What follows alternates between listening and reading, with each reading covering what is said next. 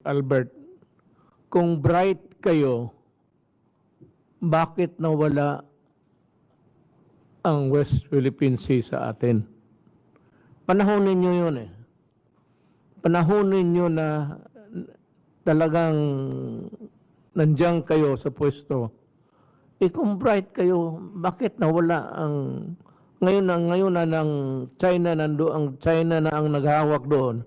Ako na yung nilulus-lus ninyo na magawa ng paraan. Alam mo ang kabuuan ng they just don't know how.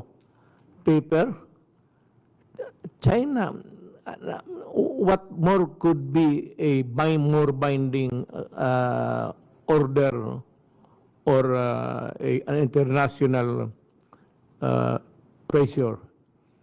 Di yung tribunal, wala na makatalo sa atin doon.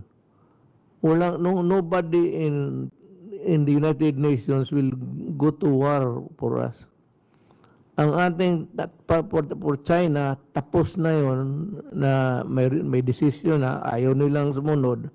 Tayo naman, we have the decision but we are at a loss of how to get back physically the West Philippine Sea. Ang anaabutan ko, talo na tayo, ang China, kumasa na ng husto na kanila talaga. Kaya I have a choice of going to war, mamamatay tayong lahat kasi wala talaga tayong armas na, or I will just send my soldiers to hell, which I will never do.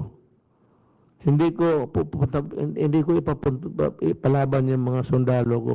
Kinahanglan ko may laban, manalo tayo.